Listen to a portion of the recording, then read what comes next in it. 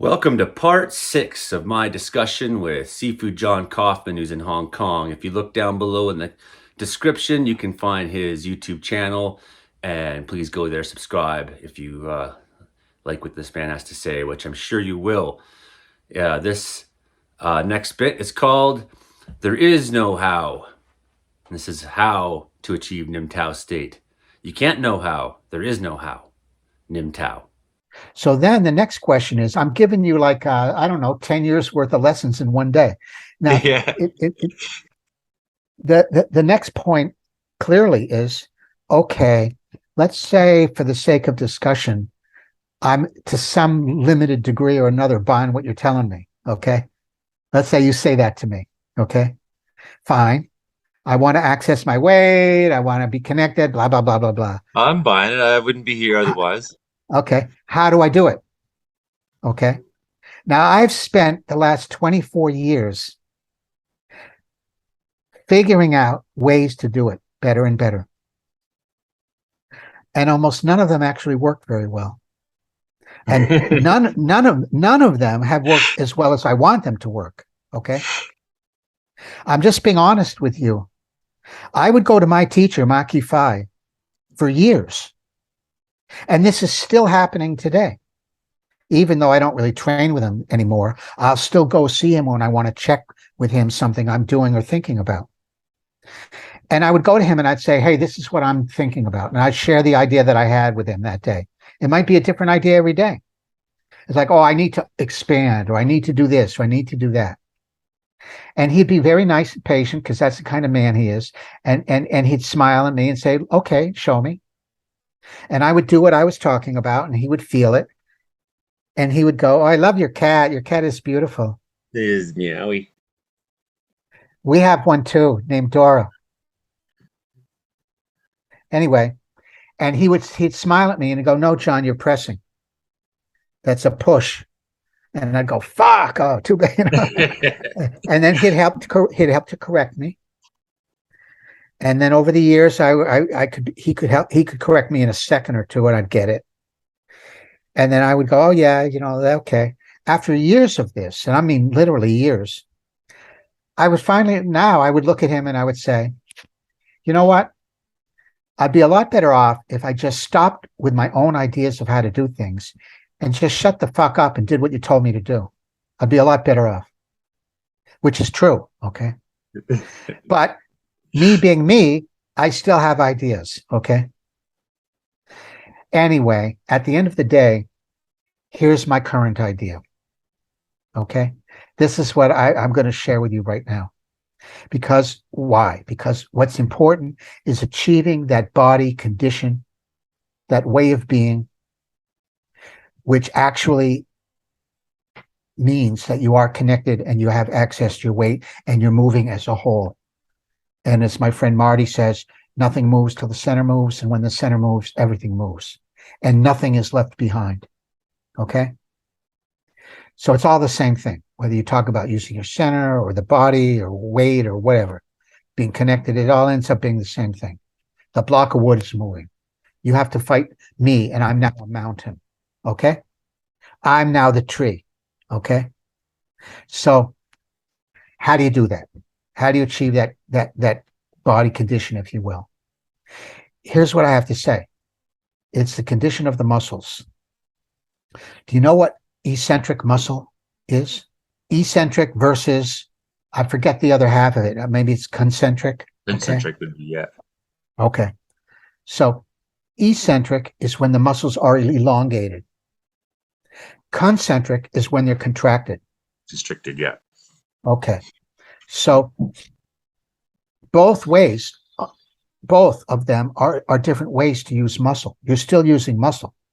So when people in Wing Chun, when even Chu Shan Tin lineage, they say, oh, we don't use any muscle.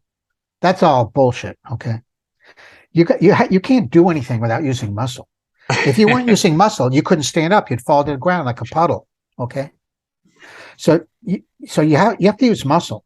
The question is, how are you using muscles? In what manner? In what method? What are the condition of the muscles when you move, when you use them? Eccentric is elongated, concentric is contracted.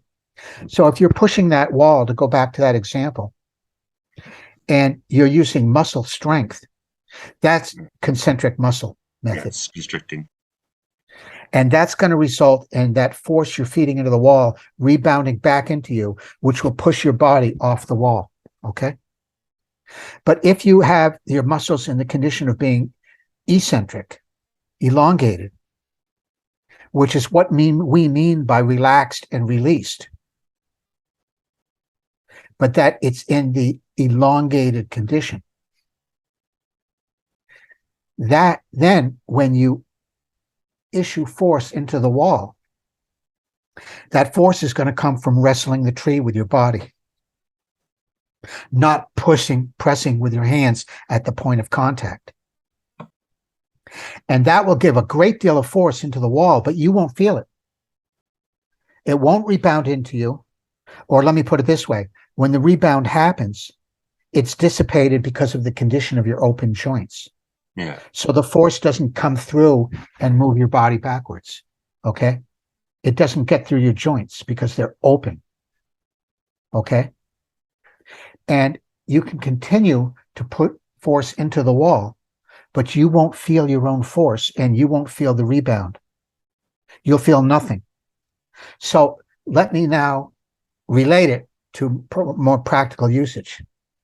When I chisao with you, the degree to which I can do what I've just described, use my body in that way, I'll be able to move you around effortlessly because your resistance won't affect my body because it doesn't get through my joints. Okay. It doesn't get to pressure my body. It doesn't push me into the ground. It doesn't get into me. Okay. And I'm still free to move anywhere I want, any part of my body that I want.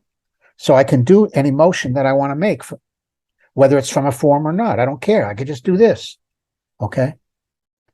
If my muscles elongated, my body's therefore connected, I'm accessing my weight. Every motion I has the power of my moving weight. And it's less affected by your resistance upon contact. That is the Chushantin method. I'm telling you flat out 100% accurately that I know this from all these years of experiencing it. When you're doing this correctly, I didn't say it's easy, it's not, because our natural reaction is to use muscle contraction, whether it's through the form of strength or bracing or what have you, to deal with force. That's our natural reaction. So what I'm describing is not natural.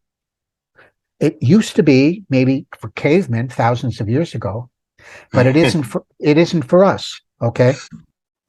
So it's simple, but it's not easy. It's very difficult to do. The degree to which I can have that condition of my muscles and move that way is going to make it very difficult for you to deal with my force. So you can try to run away from it. It's not going to do you any good if I stay on you, stay with you, which is where focus comes in. Okay. Or you can try to overpower me. But if you got to move that 180-pound block to try to overpower me, and as you're doing it, I'm still moving to deal with you, then it's going to be very difficult for you.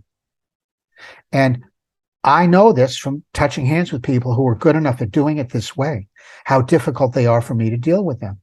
And the fact is that when you're doing this stuff correctly, you never feel your own strength or your power. You observe the results, of course, in what's happening to your partner, but you don't feel anything.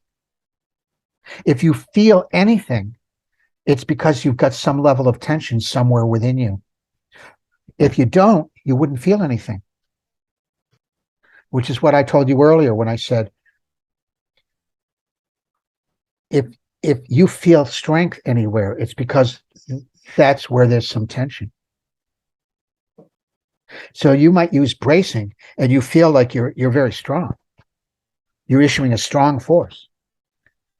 But that's because there's tension in you, or you wouldn't feel strong. You'd feel nothing. Mm-hmm. When I'm using the Chushantin method to push the wall, or to wrestle the tree, or to deal with you when you're resisting me, or whatever whatever it is, to the degree to which I'm doing this as I've described, I don't feel anything. And that is what's really meant by effortless power. If I feel something, it's not effortless. To one degree or another, I'm using strength. So that's the difference between the Chushantin method and anything else that I see, including Tai Chi, for that matter. It's not a knock on Tai Chi.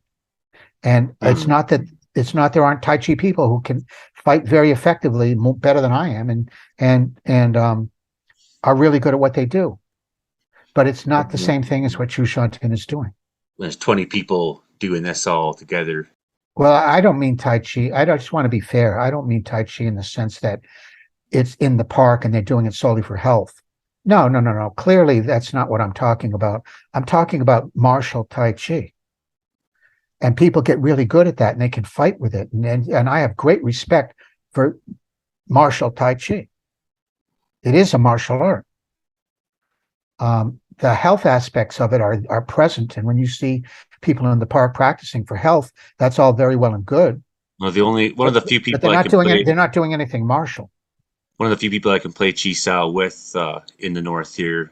He's an older guy. And he's that martial Tai Chi as you speak. And he's like, "Oh, I'll play sticky hands any way you want," he says. And I was like, "Well, I like to do it this way." Okay. Well, I guess when I think of like when 20 people are going through the motion in the park together, they're not necessarily developing that power. No, they're not. Yeah. Because that's not what they're doing it for. Okay. When I talked about Tai Chi being different from the Chushantin method, that's for several reasons I say that. It doesn't really matter. It's just an offhand comment. And because he said that himself. Okay. He didn't denigrate Tai Chi. He just said, because he's asked, is what you're doing the same as Tai Chi? And he goes, no, it's not. What they're doing is a different method. One thing he said is, and I don't know that he's correct or not, I have no basis to know this. One thing he said was, in Tai Chi, the ball is outside of them. He said, for me, the ball is inside of me. Okay. Now, I don't know that he's correct. I'm just saying what he said. But I do think that a Tai Chi methodology is different from what the Chushan methodology is in terms of the use of the body. The release is similar or the same. The sung, the use of eccentric muscle condition. But Tai Chi emphasizes the shifting of body weight from foot to foot. And we don't do that in Chushantin lineage. We just use the body, move the body around, like that block of wood moving around as a whole. Anyway, none of that really matters at the end of the day. People do what they do. And my own personal history is what it is, and that's fine. Like many people would tell you, it's probably chock full of going down different paths, some of which have helped me and some of which have not. It is what it is, I think our little history lesson gave us a good basis to get into the conversation deeper. So, well played.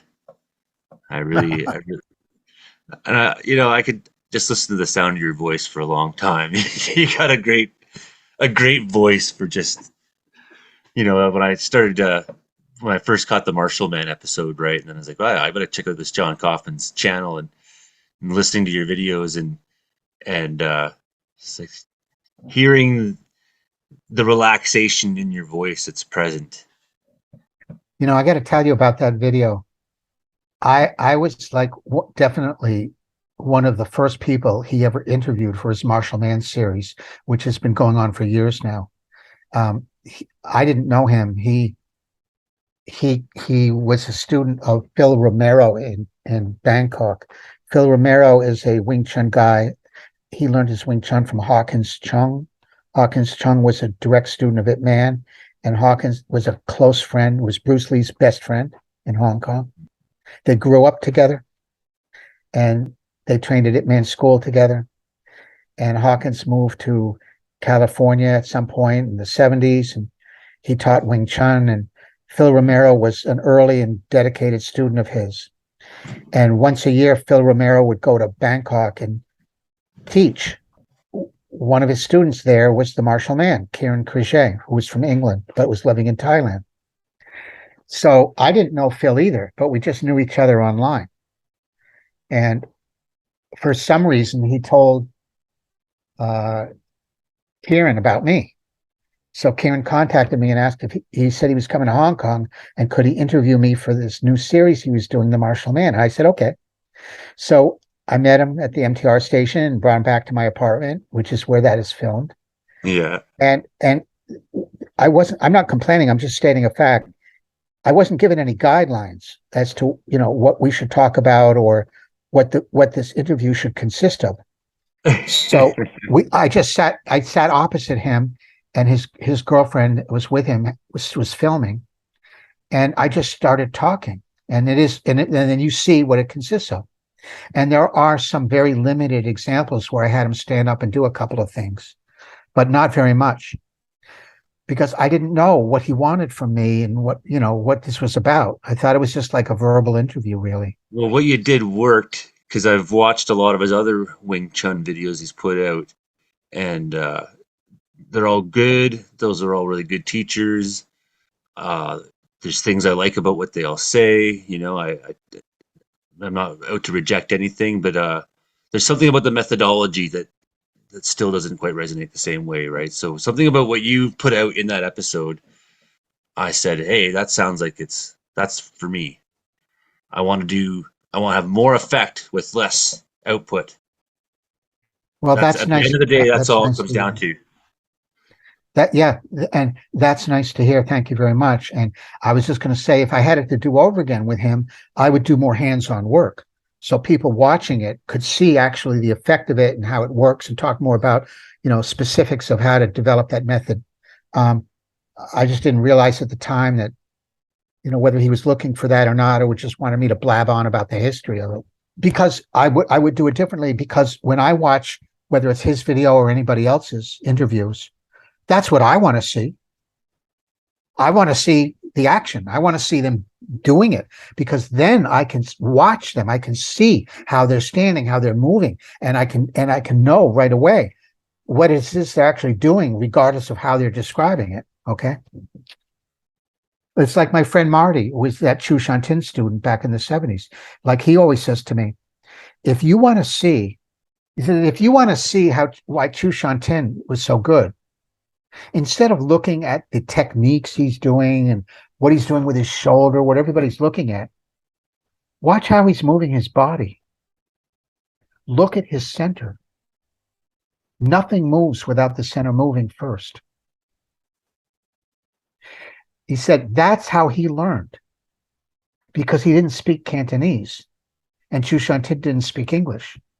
So although there were plenty of students that could translate, Marty could never know whether the translation was accurate or how helpful it was. Depends on the understanding of the student. So he said the way he really learned was watching Chu Shantin move all the time, every day, all the time, constantly. And Marty had a real eye for picking up the essence of physical movement. He's really good at that. So he said that's how he learned. If I'm watching somebody in a video, I'm watching how they're moving. I'm watching how they're holding their bodies and how they're moving. Are they connected? Are they using their weight as a whole or not? I don't care what they say they're doing, or whether they're talking about chi or anything else. That means nothing to me. That's just their preference on how to describe what it is they're doing and how they teach. More power to them. But I don't care about it. I care about what's actually happening. So there you are. Okay. That's why I would want to show more in a video and talk less. Okay. Well, then to the opposite effect, because I'll put on videos at nighttime and then I'm chilling out. I'm not necessarily want to be sitting there staring. So some of the other Wing Chun, whether it's our friends in England or it's Greenville, North Carolina Wing Chun Club or whatever, when I put their videos on, I have to pay attention, right? Right. And Right. I can't close my eyes and listen and and take in lots of information, right? So sometimes we want to see, but sometimes I just want to hear too, you know. Can I just say something to you real quick? Again, I apologize. This is going to come across as like, what do you think? You're a fucking guru or something? But but nonetheless, look, we all learn pretty much the same way. And what I mean specifically is from the time we're very young children and start going to nursery school, we're taught how to learn, which is simply we're given information, we take it in, we assimilate that information, we repeat it, and we practice it. So when we apply that and we're tested on it, is it right? Is it wrong? Is what we're doing right or wrong in the sense of it? How accurate is it compared to what we were told, what we were taught? So it's a method where it's all about knowing how to do something, knowing what to do, how to do it, right? That's a method of learning. So when we come to learn a martial art, of course, we're going to use the same method unthinkingly. So the teacher is showing us, do this form, do this movement. This is how to do it correctly. This is wrong. This is right. And we're trying to copy what the teacher's doing and do it the right way that we were shown and not the wrong way. And then we practice it and people correct us. They say, no, your elbow's wrong. The elbow should be here or whatever. Okay. And then we're tested on it, whether it's the context of getting a higher ranking or Chisao, which is naturally a immediate testing, continuous testing, and we're tested to see if we're doing it correct, right? That's still using the same method of learning, knowing. Knowing, right? Well, I often say in my Kung Fu, there's no how to. It's not about knowing how to do something, K-N-O-W. Know how to, meaning N-O, how to. Okay? So what the fuck does that mean? If there's no how to, how am I supposed to learn how to do something? It's an idea. The idea of elongate your muscles. The idea of use my body as a whole. That's what Nim Tao is. That's what mind force is. It's not, oh, if I can access this part of my brain, I can get this energy and I can use it to produce power and be effective. No, that's what people think. That's not it. Mind force, Nim Tao, is about transcending the knowing, transcending the normal knowing process of how to do something correctly. Because the knowing how to do something and the practice of being correct, quote unquote, is automatically going to involve muscle tension. Well, and to use this frontal lobe in our execution, right? And some of those inflections I was talking about, like when I feel the tremor, say I'm doing something and I feel the tremor in my hand for a second and I readjust and I feel that tremor. And then some of that too is like I'm not fully in the relaxed state. Something in my brain is I'm still too much in the front instead of in the back in the execution, right? So then when I have a passing thought, it vibrates through my hand and I can feel that something swam there. Okay. You know what I mean? Yeah, fair enough. Let me ask you this then. Okay. Whether we're using the terminology which comes from the more modern teaching of Chu Shantan and people like Nina King, fine. Of accessing the back part of the brain, the Nim Tao state, what have you. If we're using that terminology and we decide for ourselves because we've accepted the idea that that's what we want to be able to do, okay, then the next question, of course, is, okay, how do we do it? How do you access that part of your brain? If I have a thought, I'm doing a Tansao, I might have a reverberation in my muscular. You know what I mean? Tansao time, oops, and it won't be as smooth, gentle, relaxed, flowing out. I'll feel that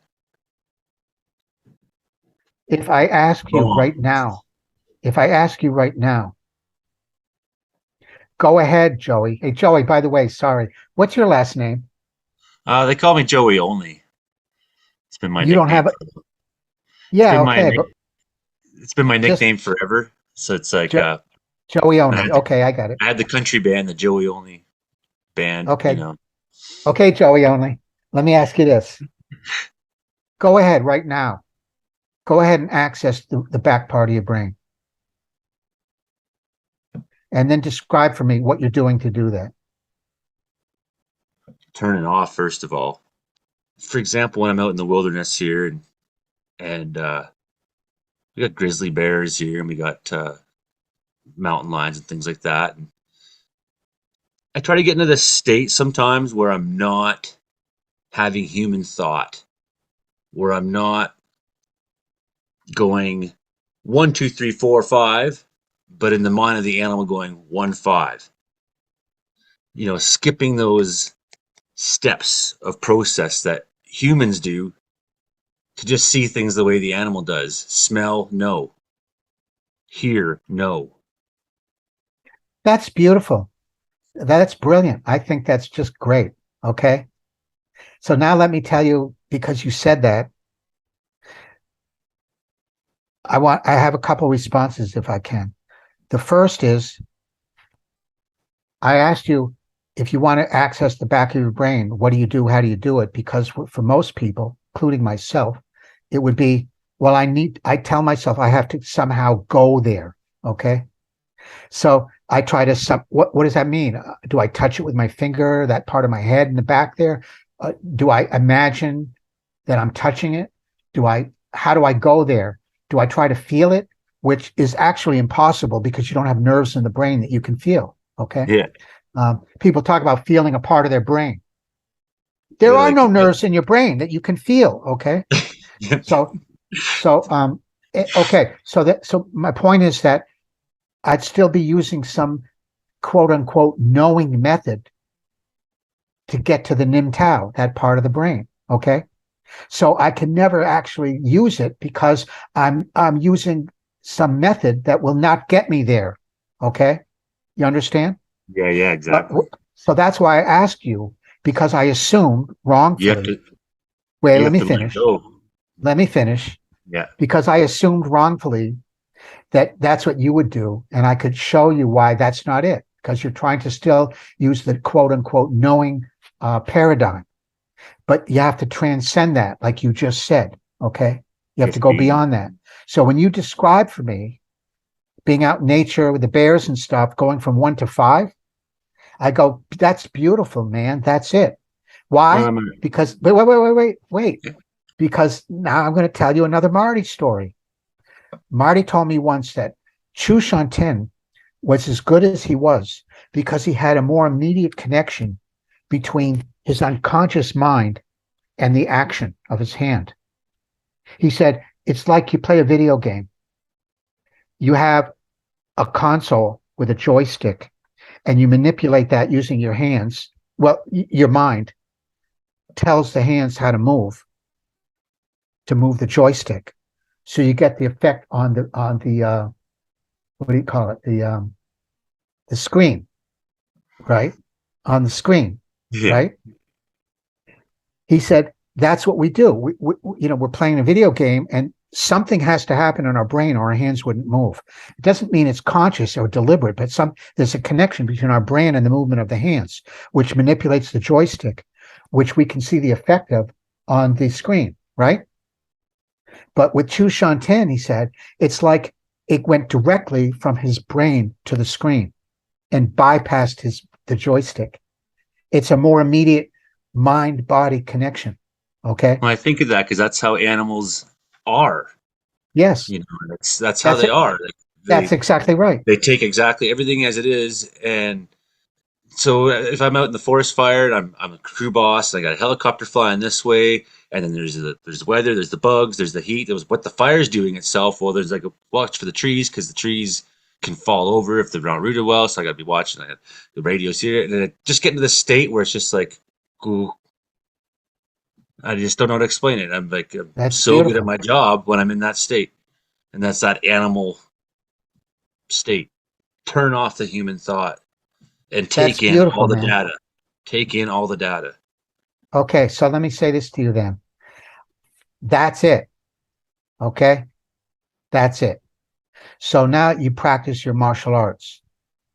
You want to practice it in that state as best you can all the time.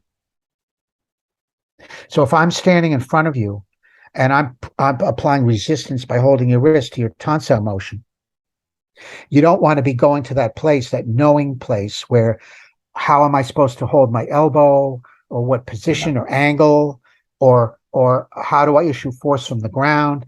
You want to transcend all of that and go to that place you just described for me. And then just move. Do your tonsil, but do it while you're in that state of transcendence, if you will. That is going to get your martial ability to a much higher level. Okay? That is the essence of Chu Shanten Wing Chun. That's it. There's nothing else.